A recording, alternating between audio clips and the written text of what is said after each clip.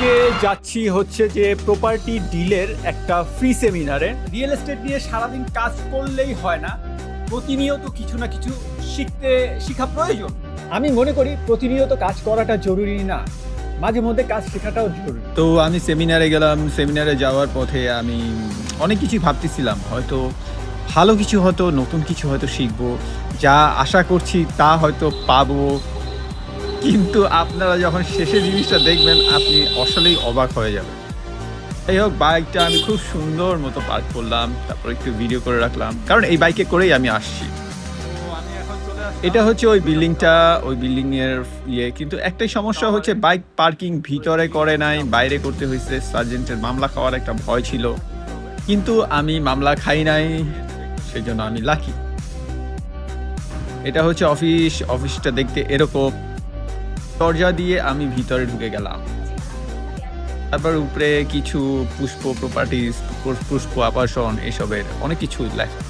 আমি একটু আগে ভাগেই চলে আসছি। এখানে দেশের বিভিন্ন প্রান্ত থেকে রিয়েল এস্টেট এজেন্টরা আসছে, তারা তাদের অভিজ্ঞতা শেয়ার করতেছে। কেউ কিনতে চায়, কেউ বেচতে চায়।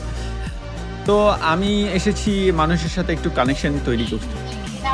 কিন্তু এখানে আসার পর ওরা যেভাবে বললো, আমাকে উদ্দেশ্য করে বলে নাই, তারা বললো যে আপনারা এদিক ওদিক কথা বলবেন না, কারো ফোন নাম্বার এক্সচেঞ্জ করবেন না।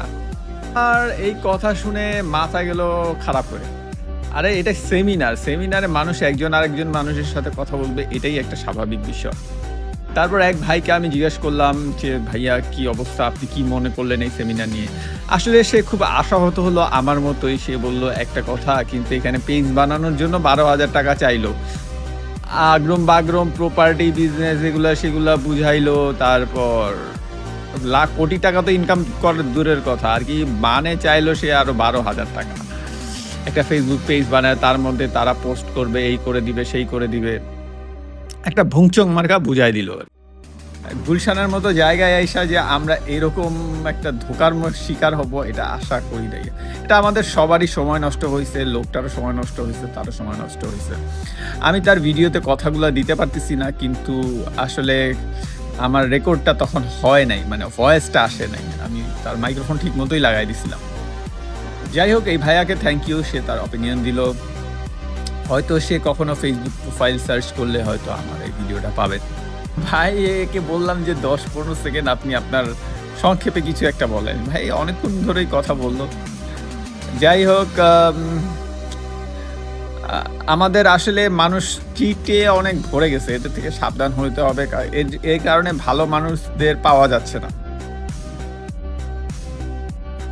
তারপর যেহেতু ভিডিও রেকর্ড হয় নাই, আমিও ভয়েস দিচ্ছি, দেখি যে আমার ভয়েসটাও হয় নাই। আমি বললাম পার্কিংয়ের কথা, এই সমস্যা সেই সমস্যা। আসলে এত বড় বিল্ডিংয়ে যদি পার্কিং না থাকে, এটা আসলে একটা বাজে একটা জিনিস, বাজে একটা সিস্টেম। সার্জেন্ট এসে মামলা দিয়ে দিবে, এটা হইতে পারে না। আবার মানুষের সাথে মানুষের কথা বলা যাবে না, এটাও আবার হইতে পারে না।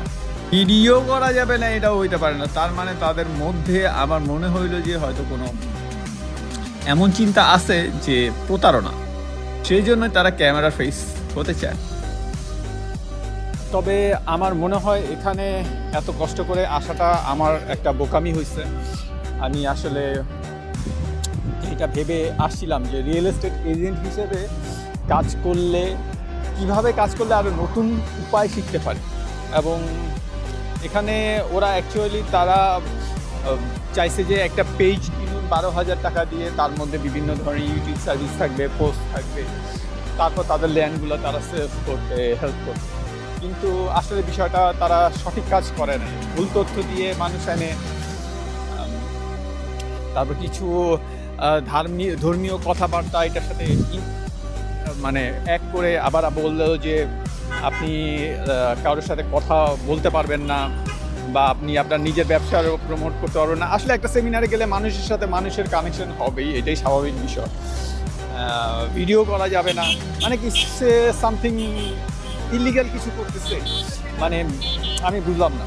গুলশানের এই এরিয়াটা অনেক সুন্দর। এখানে আপনার যদি আপনি হাঁটাহাঁটি করেন আপনার খুব ভালো লাগবে, কারণ পাশে নদীর মতো লেক, সৌন্দর্য উপভোগ করা যায়। আবার টপিকে চলে আসি। যাই হোক, আজকের সেমিনার থেকে অনেক বিষয় জানলাম, বাস্তবে এগুলো কাজে লাগানোর চেষ্টা করা হবে। নতুন কিছু শেখা হয় নাই, এগুলো আমি আগে থেকেই জানতাম। বাস্তবতাটা এরকম যে কখনো সব জায়গায় ভালো জিনিস পাবো এমন কখনো খারাপ এক্সপিরিয়েন্সও